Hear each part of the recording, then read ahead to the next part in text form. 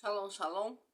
Bora falar daquilo que é coerente, daquilo que o Espírito Santo de Deus deixou para nós como modelo para que saia do nosso coração?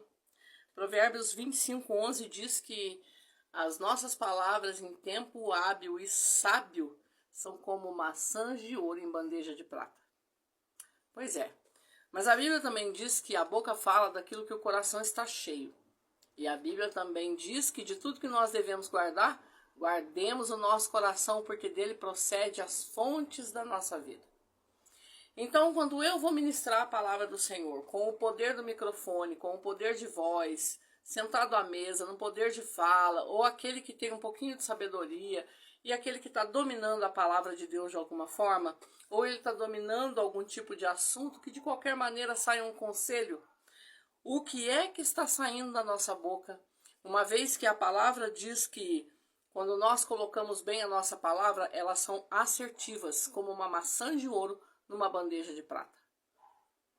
Tendo o poder de fala, nós geramos palavras de vida eterna ou nós geramos palavras de morte?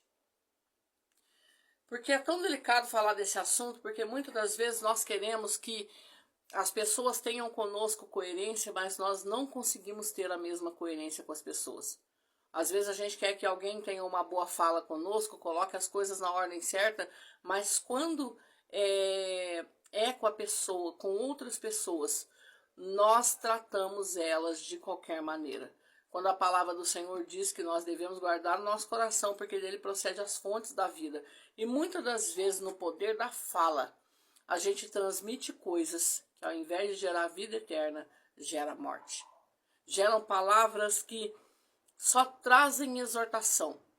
Em nenhum momento ela consola, edifica, transforma, ela molda, em nenhum momento. Na grande maioria das vezes, com o poder da fala, eu quero achar que eu tenho o direito de massacrar alguém, né? E aí a Bíblia vai me dizer que a boca fala daquilo que o coração está cheio. E quando a gente pensa naquilo que o coração está cheio, a gente pensa numa explosão de palavras. E o que é que sai da nossa boca?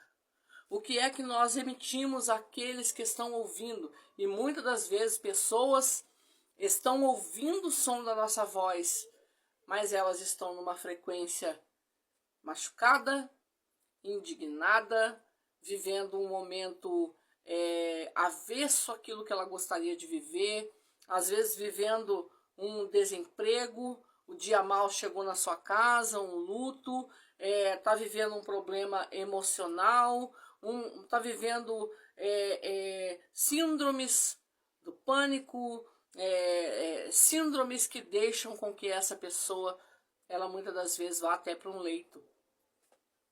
As pessoas, elas chegam, né, na casa do Senhor, na grande maioria das vezes, ou elas vêm até nós, ou nós temos essa graça de poder estar sentado na mesa, e muitas das vezes nós estamos lidando com pessoas e a gente não percebe o que essa pessoa está carregando.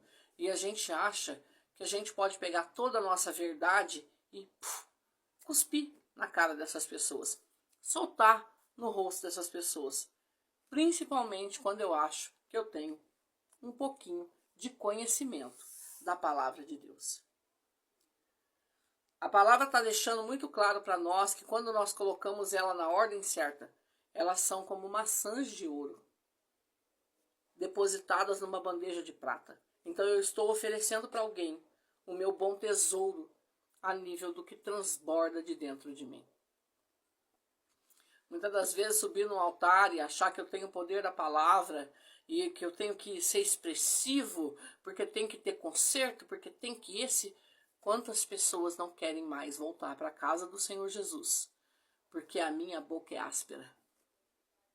Quantas pessoas não querem mais estar na presença de Jesus, por causa de pessoas que jogaram elas para fora? E eu louvo a Deus porque o Senhor me deu a oportunidade de consertar isso em mim a tempo, porque eu também já estive nessa turminha que pregava muitas das vezes o que queria, em cima da tribuna, em cima dos altares. E aí Jesus me exortou, Jesus me corrigiu. No dia em que eu precisei do perdão, No dia que eu precisei de um reposicionamento que viesse somente do céu, ele tinha o perdão para me dar. Então eu fui entender que só ele tinha palavras de vida eterna e que eu precisava me despir de mim para que eu pudesse viver de fato o Evangelho de Cristo. E de tudo que eu entendi que eu tinha que guardar, eu devia de guardar o meu coração. E quantas vezes o Evangelho de Cristo ainda hoje é pregado de qualquer forma, porque eu acho que eu sou dona da palavra, sou dona da verdade. Quero dizer para você que está aí do outro lado hoje me ouvindo, que o Evangelho de Cristo ele transforma corações, ele restaura uma família inteira, ele molda toda uma estrutura de uma casa, ele muda a estrutura de uma pessoa, ele reposiciona, ele tira alguém da beirada do abismo, de alguém que já não queria mais existir, de alguém que estava pedindo para Deus, eu não quero mais estar nessa terra. Mas quando você vem com uma maçã de ouro, depositada numa bandeja de prata, na hora certa, em tempo hábil, no momento adequado, e quando você deposita para alguém, serve para alguém essa maçã de ouro, muitas das vezes você está tirando essa pessoa do abismo. Mas quantas vezes, sem sabedoria, eu pego a minha palavra, o meu transbordo, aquilo que está sujo em mim, aquilo que a minha boca está falando, que o coração está imundamente cheio, e eu vou para os altares da vida, ou para as plataformas da vida, para as mesas da vida, ou num aconselhamento, e eu vomito sobre essa pessoa aquilo que o meu coração está transbordando. E na maioria das vezes não está transbordando do céu.